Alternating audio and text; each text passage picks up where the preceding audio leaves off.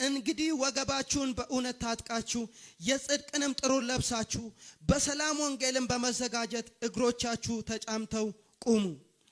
በሁሉም ላይ ጨምራችሁ የሚንበለበሉትን የክፉን ፍላጻዎች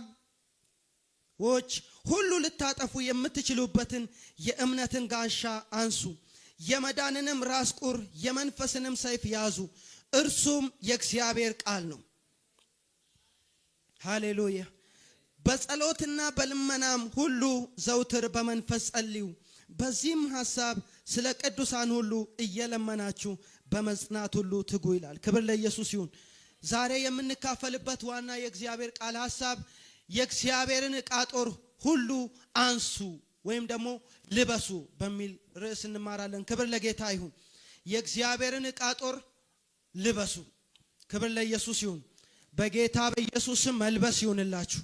የእግዚአብሔርን ሙሉ ዕቃ ጦር በጌታ በኢየሱስ መልበስ ይሁንላችሁ። በዚህ ክፍል ላይ የእግዚአብሔር ቃል በተደጋጋሚ 2 ጊዜ የሚናገረው ነገር ምንድነው ብትሉ የእግዚአብሔርን ዕቃ ጦር ልበሱ ይላል። ከታች ደግሞ የእግዚአብሔርን ዕቃ ጦር ምን በሉ ይላል? አንሱ ይላል። ይህ ማለት ምን ማለት ነው? የእግዚአብሔር ዕቃ ጦር የሚባል ልንለብሰውና ልናነሳው የሚገባ ነገር አለ ማለት ነው። ክብር ለእግዚአብሔር ይሁን። የእግዚአብሔር ዕቃ ጦር የሚባል የምንለብሰውና ምን የምናደርገው ልናነሳው የሚገባ አለ ማለት ነው። ልክ አንድ ወታደር ወደ ጦርነት ከመሄዱ በፊት የሚለብሰው ነገር አለ አይደለም እንዴ? ጦር አለ፣ ጋሻ አለ፣ ጥሩር አለ፣ የተለያዩ ነገሮች አሉ። እንዲሁም ደግሞ ሙሉ የሚለብሰው ነገር አለ። ወደ ምን ሲሄድ? ወደ ጦርነት ሲሄድ። ልክ እንደዚህ በመንፈሳዊ ዓለም ደግሞ የእግዚአብሔር ዕቃ ጦር መሳሪያ የሚባል ልንለብሰውና ልናነሳው የሚገባን ነገር አለ። ክብር ለእግዚአብሔር ይሁን። ይህ የጦር ዕቃ መሳሪያ ደግሞ የኛ ሳይሆን የማን ነው? የእግዚአብሔር ነው። ክብር ለእግዚአብሔር ይሁን። ያኛው የሰው ዕቃ ጦር መሳሪያ ነው። በሰው እጅ የተሰሩ የጦር ዕቃ መሳሪያዎች ናቸው። እነ ጋሻ፣ ጥሩር፣ ሙሉ ልብስ። ሐዋርያው ጳውሎስ በዚህ ስፍራ ላይ ሲጽፍ የሮማን ወታደሮች የሚለብሱትን ምሳሌ በማድረግ ነው የጻፈው። ልክ እንደዚህ አንድ ክርስቲያን፣ ይህ መልእክት ሐዋርያው ጳውሎስ የሚናገረው በክርስቶስ ኢየሱስ አምነው ለዳኑ በኤፌሶን ላሉ ቅዱሳኖች ነው፣ ለአሕዛብ አይደለም። አማኞች በቤተ ክርስቲያን ወይም ደግሞ በግል ሕይወታቸው ሲኖሩ ይህንን የጦር ዕቃ መሳሪያ ምን ማድረግ አለባቸው? መልበስ አለባቸው ይላል። ምን ማድረግ አለባቸው? መልበስ አለባቸው። ወዳጆቼ እንደ ናይሮቢ ወይም ደግሞ እዚያ አገር ላይ እንደሚኖር ሰው ይህንን የጦር ዕቃ የግድ መልበስ አለብን። ካለበስን እርሱ በእኛ ላይ ተጽዕኖ ያደርጋል። ከለበስነው ግን እኛ በእርሱ ላይ ተጽዕኖ እናደርጋለን። እስቲ አሜን በሉ። እስቲ እንደዚህ በሉ። እስቲ ተጽዕኖ አድርገን እንኖራለን በሉ። እስቲ ክብር ለእግዚአብሔር ይሁን። በቤተ ክርስቲያን ውስጥ 2 አይነት ሰዎች አሉ። የመጀመሪያዎቹ ሰዎች ይህንን የእግዚአብሔር ዕቃ ጦር መሳሪያ ያወለቁና የጣሉ ሲሆኑ፣ ሁለተኛዎቹ ደግሞ ይህንን የእግዚአብሔርን ዕቃ ጦር መሳሪያ የለበሱና በእጆቻቸው የያዙ ናቸው። ክብር ለኢየሱስ ይሁን። እንግዲህ ከየትኛው መካከል እንደሆን ራሳችንን እንመልከት። እግዚአብሔር ጸጋውን ያብዛልን። ክብር ለኢየሱስ ይሁን። ነገር ግን ዛሬ አንድ ነገር አምናለሁ። በጌታና በኃይሉ ችሎት ይህንን የጦር ዕቃ መሳሪያ ለብሰንና ታጥቀን እንወጣለን። እስቲ ዛሬ በሉ። እስቲ የእግዚአብሔርን በሉ። እስቲ የጦር ዕቃ መሳሪያ በሉ። እስቲ ለብሼ በሉ። እስቲ አንስቼ በሉ። እስቲ እወጣለሁ በሉ። እስቲ በጌታ በኢየሱስ መልበስ ይሁንላችሁ። እጆቻችሁን ከፍ አድርጉ። እስቲ በጌታ በኢየሱስ ማንሳት ይሁንላችሁ። በጌታ በኢየሱስ መልበስ ይሁንላችሁ። በኢየሱስም ከጣሉት መካከል መሆን አይሁንላችሁ። ካወለቁት መካከል በኢየሱስ መሆን አይሁንላችሁ። እስቲ አሜን በሉ። ወዳጆቼ ይሄ መንፈሳዊ ቋንቋ ነው። ምክንያቱም በዚህ ምድር ላይ አሕዛብ ደግሞ ለብሰው የሚዞሩት የሆነ የጦር ዕቃ መሳሪያ እንዳለ መዘንጋት የለባችሁ። በእጃቸው የሚቆጥሩት ነገር አለ። በአንገታቸው አስረው የሚዞሩት ነገር አለ። በወገባቸው አስረው የሚዞሩት ነገር አለ። ብቻ የሚለብሱት ነገር አለ። ክብር ለኢየሱስ ይሁን። ዛሬ እኛ ደግሞ የእግዚአብሔርን ዕቃ ጦር መሳሪያ ለብሰን እንወጣለን። ሃሌሉያ። መጽሐፍ ቅዱሳችን በጌታና በኃይሉ ችሎት የበረታችሁ ሁኑ። በጌታና በኃይሉ ችሎት። እስቲ በጌታና በሉስት፣ በኃይሉ ችሎት በሉስት፣ እበረታለሁ በሉስት። ክብር ለኢየሱስ ይሁን። እና ይህን የእግዚአብሔርን ዕቃ ጦር መሳሪያ ለምንድን ነው የምንለብሰው? ባንለብስስ ምን ችግር አለው? ይህንን የእግዚአብሔርን ዕቃ ጦር መሳሪያ ባንለብሰው ምን ችግር አለው? ለምንድን ነው የምንለብሰው? ሐዋርያው ጳውሎስ በዚህ ስፍራ ላይ በግልጽ ያስቀምጥልናል። የምንለብስበት ምክንያት የዲያብሎስን ምን ለመቃወም ነው ይላል?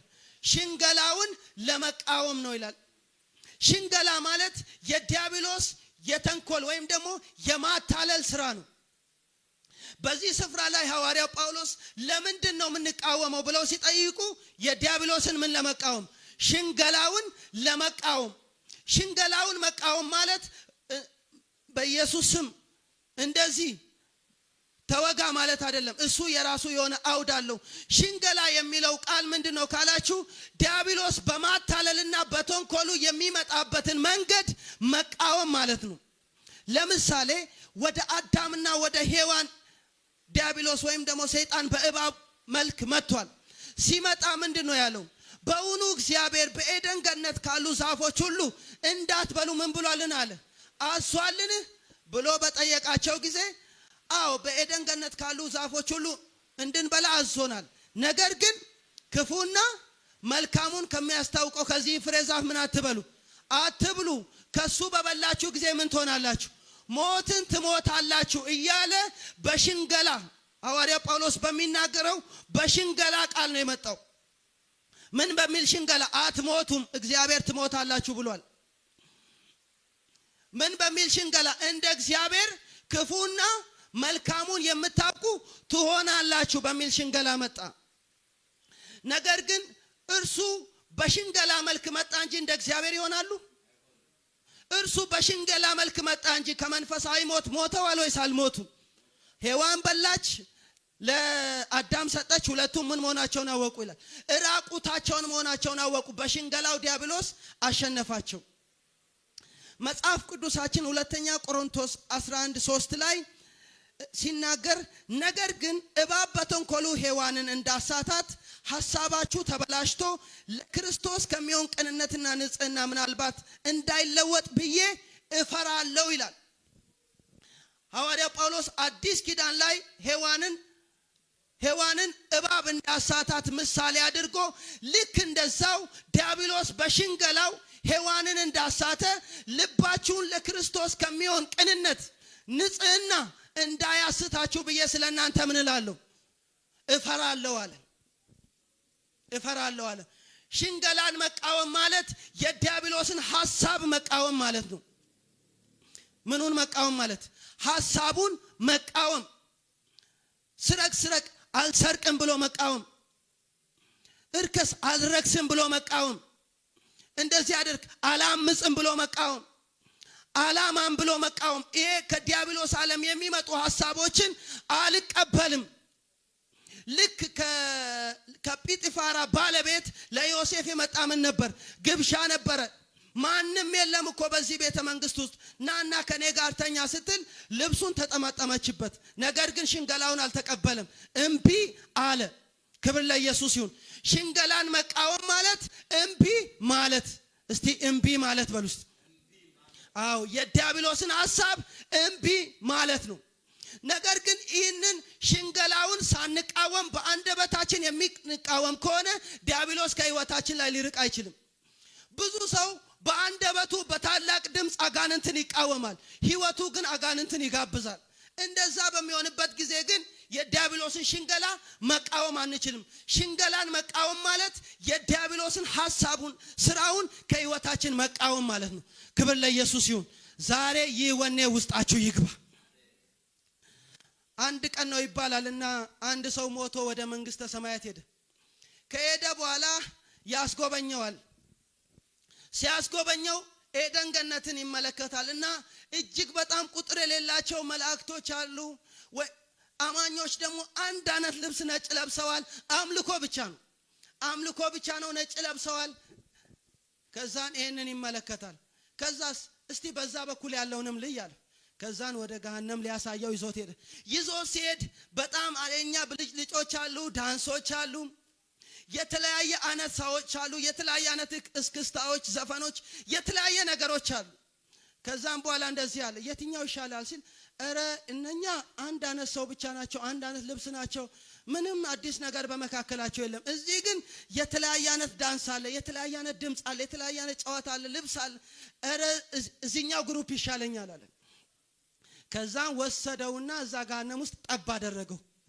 ከዛን ትሉ እሳቱ ምናምን መብላት ጀመረ። ከዛን ሰይጣንን እንደዚህ አለው፣ እንዴ ቅድም ያሳየኝ ዘፈን፣ ዳንስ፣ ጨዋታ የት አለ አለው። አይ እሱ እኮ ማነቃቂያ ነው አለው። እርሱ ማነቃቂያ ነው። ያው ፖለቲካ ላይ ምርጫ ጊዜ እንግዲህ ማነቃቂያ ቃላቶች አሉ።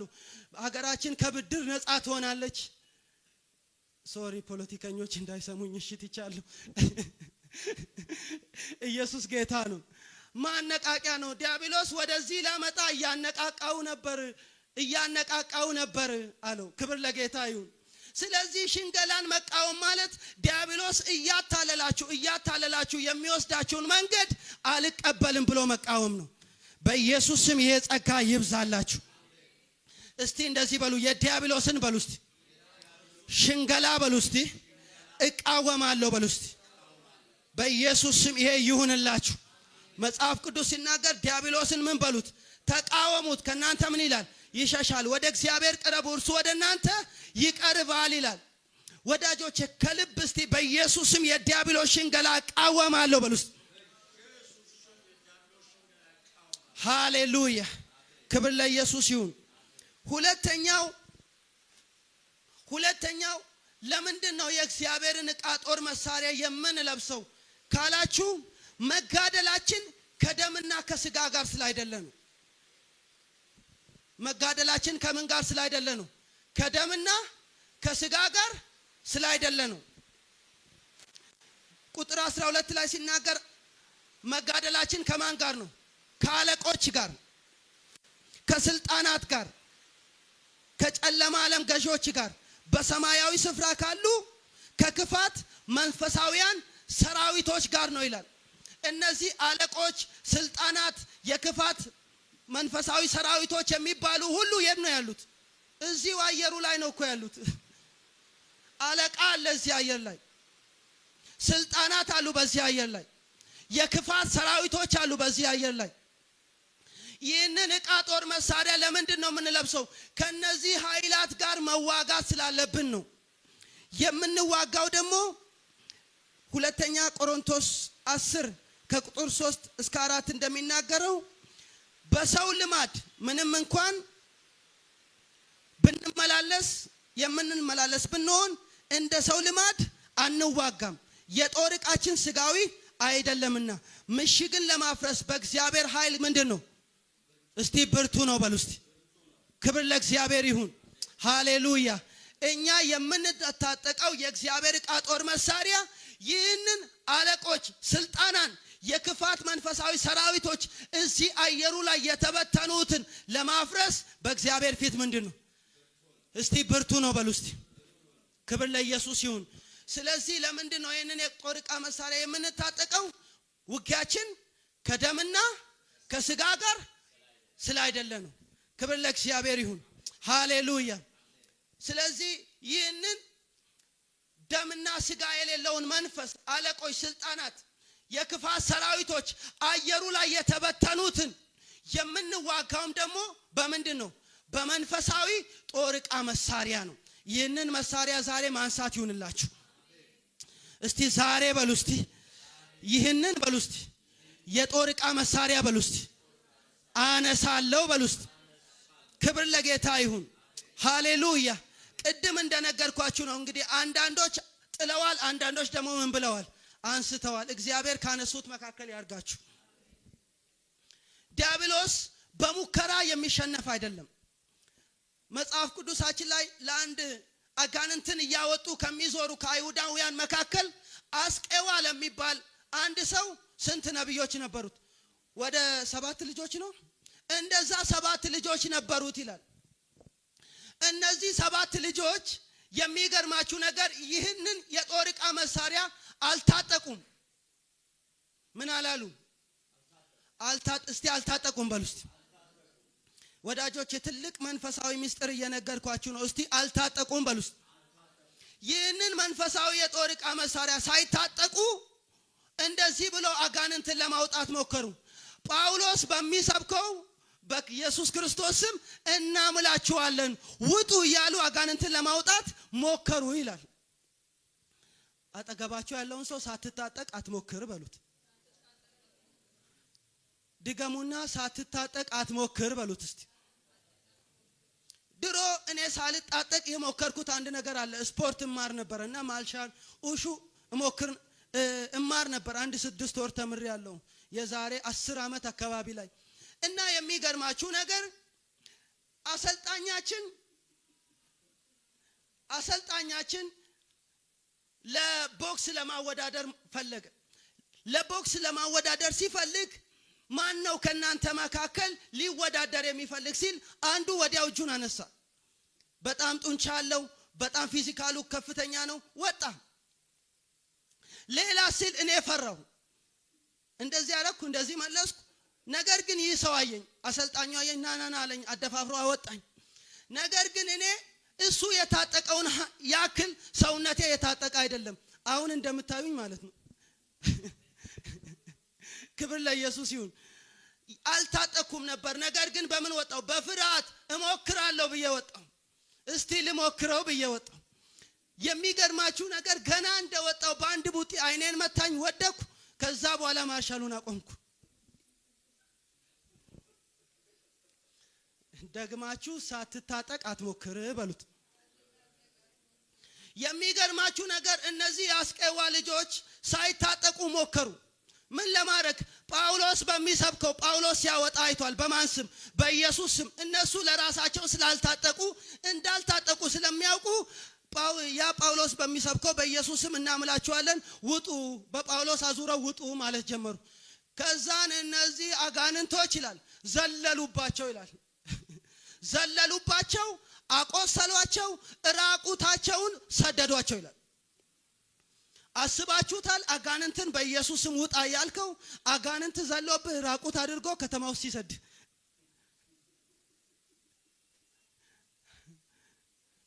ዛሬ መታጠቅ ይሁንላችሁ። እርግጠኛ ነኝ ዛሬ አንድ ሰው እጆቻችሁን ከፍ አድርጉ። ቼ ኢላቫኒያስ በኢየሱስ ስም መታጠቅ ይሁንላችሁ። ሃሌሉያ! ክብር ለኢየሱስ ይሁን። ሃሌሉያ! መጋደላችን ከደምና ከስጋ ጋር አይደለም። መንፈሳዊ ጡንቻ ማውጣት አለብን። መንፈሳዊ ኃይል መልበስ አለብን። ይሄንን መታጠቅ አለብን። ክብር ለእግዚአብሔር ይሁን። ሃሌሉያ! በመንፈሴ እንዲሰማኝ የሚሰማኝ ነገር ምንድነው? ይህ ወር እንደ ቤተ ክርስቲያንም እንደ ምእመንም የውጊያ ወራችን ነው። ክብር ለጌታ ይሁን። ዲያብሎስ የተለያየ ኪዳኑን የሚያድስበት ደም ለማፍሰስ እኛ እዚህ ያለን ለምን ሰው ይሰዋል? እኛ እዚህ ያመለክን ለምን አጋንንት የሰው ልጆችን ደም ያፈሳል? ለምን ይሰራል? ታጥቀን ማፍረስ አለብን። ታጥቀን መገልበጥ አለብን። እቺ ቤተ ክርስቲያን የእግዚአብሔር ታቦት መሆን አለባት። የእግዚአብሔር ታቦት በአሳጦን ላይ እንደከበደ ከዚች ቤተ ክርስቲያን የተነሳ የእግዚአብሔር እጅ በመናፍስቶች ላይ በኃይል መክበድ አለባት። በወንድሜ ላይ ካለው ክብር የተነሳ በወንጌላዊ ላይ ካለው ክብር የተነሳ እዚህ አካባቢ ላይ መስራት አልቻልንም ማለት አለባቸው። እዚህ አካባቢ ላይ መቀመጥ አልቻልንም ማለት አለባቸው። ከብዙ ክርስቲያን መካከል እንደ አንድ ራሳችንን ማየት የለብንም። እኔ እዚህ አካባቢ ላይ ስላለው አጋንንት እግሩ መንቀሳቀስ አይችልም፣ እጁ መንቀሳቀስ አይችልም፣ መንፈሱ መንቀሳቀስ አይችልም ብለን ማሰር አለብን። በጌታ በኢየሱስ ክርስቶስም ይህንን መሳሪያ ማንሳት ይሁንላችሁ። በኢየሱስም ማንሳት ይሁንላችሁ። ክብር ለኢየሱስ ይሁን። ሌላው በክፉ ቀን መቃወም እንድንችል ነው። በዚሁ በመጽሐፍ ቅዱሳችን መሰረት አድርገን ስለምንናገር ቁጥር 13 ላይ ስለዚህ በክፉ ቀን ለመቃወም ሁሉን ፈጽሞ ለመቃወም እንድትችሉ የእግዚአብሔርን ዕቃ ጦር ሁሉ አንሱ ይላል። ክፉ ቀኖች በሚመጡብን ጊዜ ለመቃወም እንድንችል ዝም ብሎ ጩኸት አይደለም፣ መታጠቅ አለብን። ክብር ለኢየሱስ ይሁን። ታጥቀን ክፉ ቀን ሲመጣ፣ ክፉ ወራት ሲመጡ፣ ክፉ ሳምንታት ሲመጡ ታጥቀን ስላለን አንፈራም። ታጥቀን ስላለን አንሰጋም። ታጥቀን ስላለን አንርበተበትም። እናፈርሳለን። እስቲ እናፈርሳለን በሉ። ክብር ለእግዚአብሔር ይሁን። አያችሁ፣ በክፉ ቀን ለመቃወም እንድትችሉ የእግዚአብሔርን ዕቃ ጦር ሁሉ ምን በሉ አንሱ ይላል። ሃሌሉያ። ክፉ ቀኖች ሁሉ ክፉ ናቸው። ወራት ሁሉ ክፉ ናቸው። ዓመታት ሁሉ ክፉ ናቸው። በእነዚህ በሳምንታት፣ በወራት፣ በቀናት፣ በዓመታት መካከል ለሚሰራው ለክፉ አለቃ ሁሉ እኛ ደግሞ ሁል ጊዜ ምን ማለት አለብን? የታጠቅን የለበስን መሆን አለብን። እግዚአብሔር ጸጋውን ያብዛልን። ሃሌሉያ። የክርስቲያን ጥንካሬ፣ የክርስቲያን እምነት የሚለካው በክፉ ቀን ነው። በክፉ ቀን ደግሞ ጸንተን መቆም የምንችለው ይህንን የጦር ዕቃ መሳሪያ ምን ስንል ነው? ስንታጠቅ ነው። በኢየሱስ ስም መታጠቅ ይሁንልን። ጥቂት ነገር ከተናገርን በኋላ ወደ ጸሎት ውስጥ እንገባለን። በዚህ ደስ በሚል መንፈስ እነዚህ የጦር ዕቃ መሳሪያዎች ምንድን ናቸው? እነዚህ የጦር ዕቃ መሳሪያዎች ምንድን ናቸው? መልበስ ያለብን፣ መታጠቅ ያለብን እነዚህ የጦር ዕቃ መሳሪያዎች ምንድን ናቸው? ቅድም እንዳልኳችሁ የሮማ ወታደሮች ሙሉ ልብስ ይታጠቃሉ። ጥሩር፣ ጋሻ፣ የራስ ቁር፣ ሰይፍ፣ የተለያዩ ነገሮችን ይታጠቃሉ። ከምን ጋር ስለሚዋጉ? ከስጋ ለባሽ ጋር ስለሚዋጉ። እኛ ግን ጦርነታችን ከደምና ከስጋ ጋር ስላይደለ ከአለቆች፣ ከስልጣናት፣ አየሩ ላይ ካሉ ከጨለማ ኃይላት፣ ከክፋት ሰራዊቶች ጋር ስለሆነ ከነዚህ መናፍስቶች ጋር ስለምንዋጋ መታጠቅ ያለብን ይህ የጦር ዕቃ መሳሪያ ምንድን ነው? ክብር ለኢየሱስ ይሁን። ከቁጥር 14 ሃሌሉያ። እንግዲህ ወገባችሁን በእውነት ታጥቃችሁ የጽድቅንም ጥሩር ለብሳችሁ በሰላም ወንጌል በመዘጋጀት እግሮቻችሁ ተጫምተው ቁሙ ይላል። ይህንን እያንዳንዱ ለመናገር በእርግጥ ለጸሎት ሰዓት ሊገፋ ይችላል። ነገር ግን ጥቂቱን እናገራለሁ። ክብር ለኢየሱስ ይሁን። የመጀመሪያው በእውነት መታጠቅ ነው። አንዳንዶቻችን በልባችን፣ አንዳንዶቻችን በጽሁፍም እንይዛለን። ክብር ለኢየሱስ ይሁን። ይህ መንፈሳዊ ጦር ዕቃ መሳሪያ ምንድነው ካላችሁ፣ እስቲ እውነት ነው በሉ። እውነት ነው።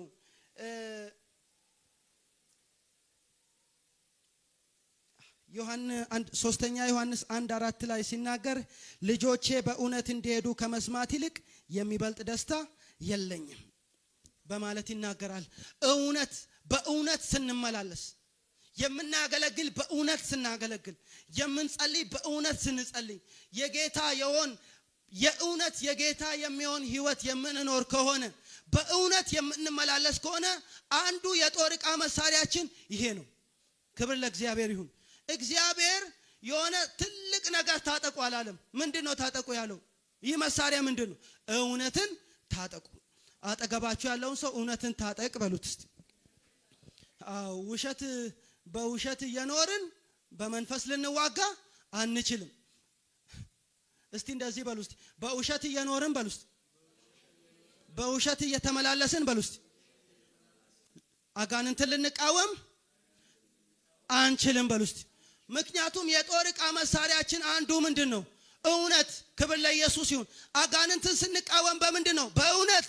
እውነት አለኝ። እውነት የእግዚአብሔር ቃል ነው። እውነት ኢየሱስ ነው። እውነት በውስጥ ያለው መንፈስ ነው። እውነትም እግዚአብሔር ከኔ ጋራ ነው። ክብር ለጌታ ይሁን። በእውነት ስንመላለስ አጋንንት አይችለንም። እስቲ አሜን በሉ እስቲ።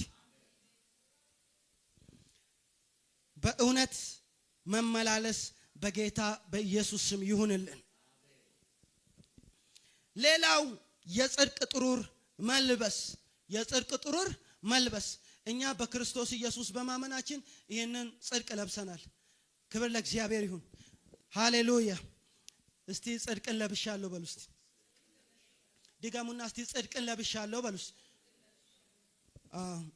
ሌላው በሰላም ወንጌል በመቆም እግሮቻችሁ በሰላም ወንጌል በመቆም ስለሚል በሰላም ወንጌል በመቆም። ሌላው እምነትን በማንሳት ቁጥር 16 ላይ ያለው በጣም ደስ ይላል። እንደዚህ ይላል፣ በሁሉም ላይ ጨምራችሁ የሚንበለበሉትን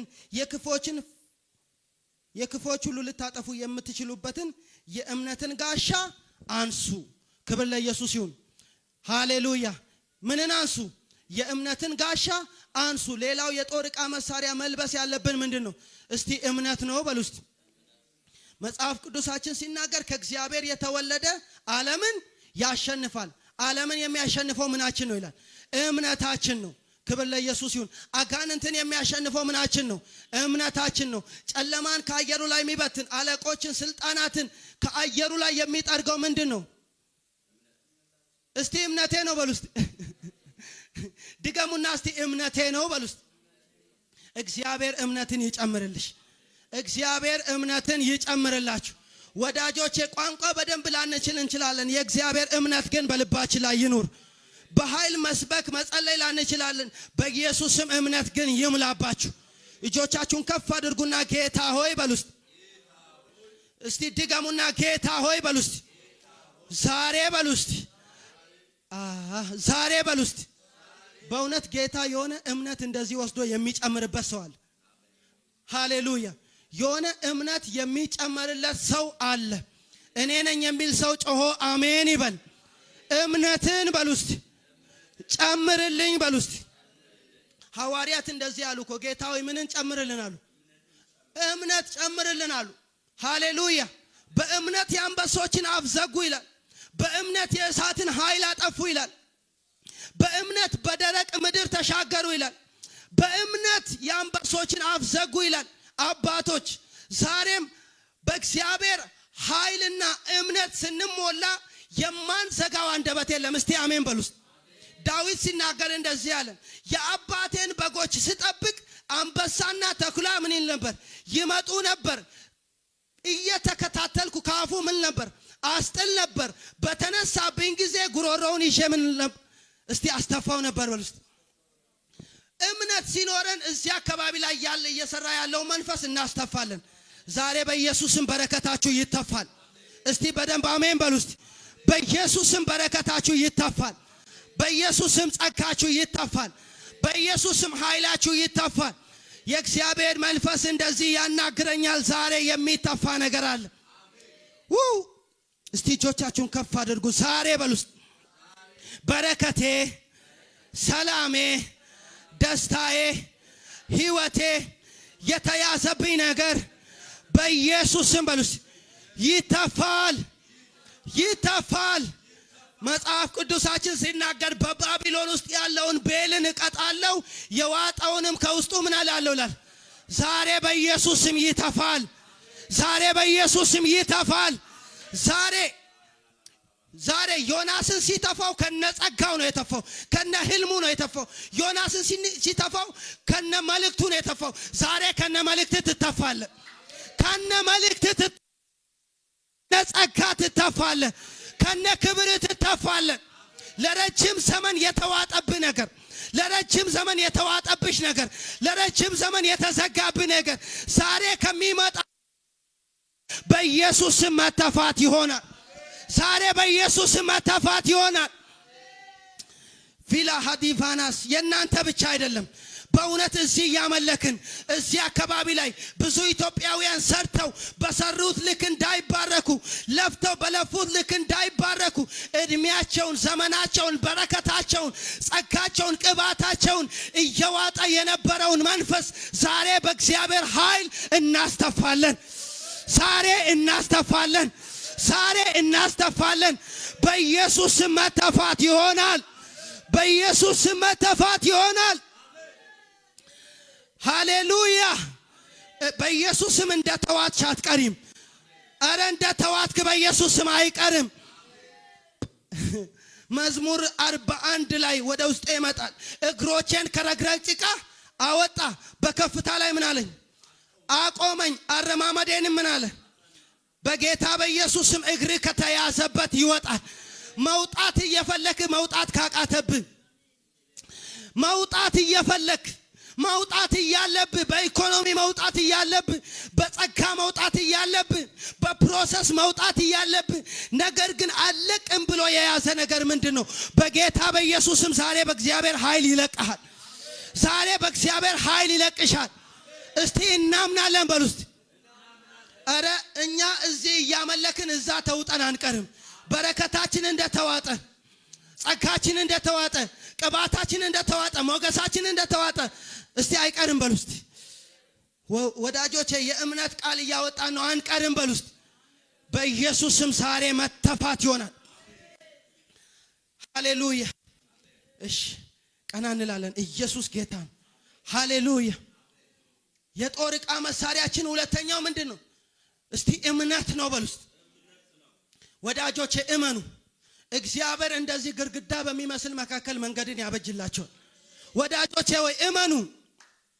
ዛሬ በሁለትና በሶስት ሰው ፊት ለፊት መጸለይ ካቃታችሁ እግዚአብሔር ስታዲየም ሞልቶ በሚሰማ ሕዝብ ፊት ቆሞ ሊያናግራችሁ እግዚአብሔር ይችላል። ወዳጆቼ ሆይ እመኑ። ዛሬ ለራሳችን በልተን ጠጥተን የምናድርበትን ሊጎለን ይችላል። ነገር ግን ነገ እግዚአብሔር ብዙዎችን የምናበላበት፣ የምናጠጣበት፣ የምናለብስበትን እግዚአብሔር ሊሞላልን ይችላል። ወዳጆቼ ሆይ እመኑ። ዛሬ ስደተኛ መስለን በዚህ ከተማ ላይ ልንኖር እንችላለን። ነገር ግን እዚህ ከተማ ላይ ያለውን አውሬ እንቀጣለን። እስቲ አሜን በሉ እስቲ። ዛሬ በሉ እስቲ። ከፍ በሉ ከራሳችሁ ነገር እምነታችሁን ከፍ አድርጉ። አሁን ዛሬ በሉ እስቲ። የናይሮቢ በሉ እስቲ። በረከት በሉ እስቲ። ይተፋል በሉ እስቲ። በኢየሱስ ስም ይተፋል። ሃሌሉያ። ወይኔ እስቲ በደንብ ሃሌሉያ በሉ እስቲ። አጨብጭቡ ለጌታ ክብር። ኢየሱስ ጌታ ነው። ሌላው ምንድነው? ሁለት ይቀረኛል። እስቲ የእግዚአብሔር ቃል ነው። አሜን በሉ እስቲ። ሌላው የጦር መሳሪያችን ምንድነው? የእግዚአብሔር ቃል ነው። የመጨረሻው በመንፈስ መጸለይ ነው። የመዳንን ራስ ቁር የመንፈስንም ሰይፍ ያዙ፣ እርሱም የእግዚአብሔር ቃል ነው። ክብር ለእግዚአብሔር ይሁን። ዋው! እንደው እንደዚህ ይላል፣ የመዳንን ራስ ቁር የመንፈስንም ሰይፍ ያዙ፣ እርሱም የእግዚአብሔር ቃል ነው። ይሄ የእግዚአብሔር ቃል መንፈሳዊ ሰይፋችን ነው።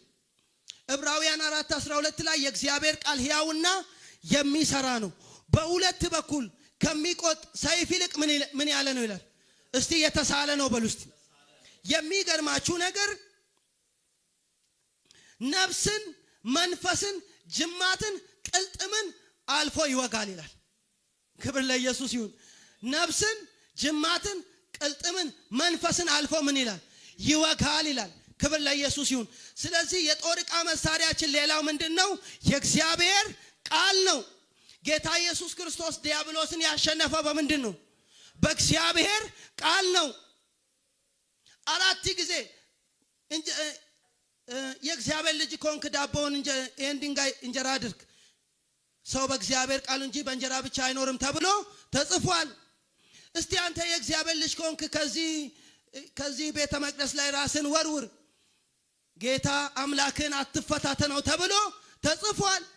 በዓለም ላይ ያለውን ክብር ሁሉ አሳይቶ እስቲ አንተ የእግዚአብሔር ልጅ ኮንክ ይህንን ሁሉ ወድቀ ብትሰግድልኝ ለአንተ እሰጥሃለሁ። እውነትም አንተ የእግዚአብሔር ልጅ ኮንክ አንተ ጌታ ኢየሱስ ክርስቶስ ከሆንክ እኔ ደግሞ ይህ የዚህ ዓለም ገዢ ስለሆንኩ ይህንን ሁሉ የምታየውን ብልጭልጭ ሀብት ሁሉ ለኔ ተሰጥቶኛል። ወድቀ ብትሰግድልኝ ይህንን ሁሉ ላንተ ምን እላለሁ? እሰጥሃለሁ። ጌታ ምን አለ? ለጌታ ለአምላክ ብቻ ስገድ፣ እርሱም ብቻ አምልክ ተብሎ ተጽፏል። 3-0 አሸነፈው። ሃሌሉያ! ክብር ለኢየሱስ ይሁን። ስለዚህ ዛሬም የዲያብሎስን ሽንገላ፣ የዲያብሎስን ስራ የምናፈርስበት መሳሪያችን ምንድነው ብትሉ የእግዚአብሔር ቃል ነው። ክብር ለእግዚአብሔር ይሁን። ሌላው በመንፈስ መጸለይ ነው። በመንፈስ መጸለይ ነው። ሰዓት ስላለቀ ነው። በጸሎትና በልመናም ሁሉ ዘውትር በመንፈስ ጸልዩ፣ በዚህም ሐሳብ ስለ ቅዱሳን ሁሉ እየለመናችሁ በመጽናት ሁሉ ትጉ ይላል። ክብር ለኢየሱስ ይሁን። ሌላው በመንፈስ መጸለይ። እነዚህ የጦር ዕቃ መሳሪያዎቻችን ናቸው። እነኚህን በህይወታችን ላይ የእግዚአብሔር ዘር ነው። ይሄ የእግዚአብሔር ቃል ዘር ነው፣ በልባችን ላይ የሚዘራ ዘር። ይህንን አምነን ከሄድን በእነዚህ የዲያብሎስን ስራ ማፍረስ እንችላለን። ክብር ለኢየሱስ ይሁን። ምንድነው አልካችሁ? በእውነት መታጠቅ፣ የጽድቁን ጥሩር መልበስ፣ በሰላም ወንጌል መቆም፣ እምነትን ማንሳት፣ የእግዚአብሔር ቃል፣ በመንፈስ መጸለይ። ሃሌሉያ። እስቲ በመንፈስ መጸለይ በሉ እስቲ።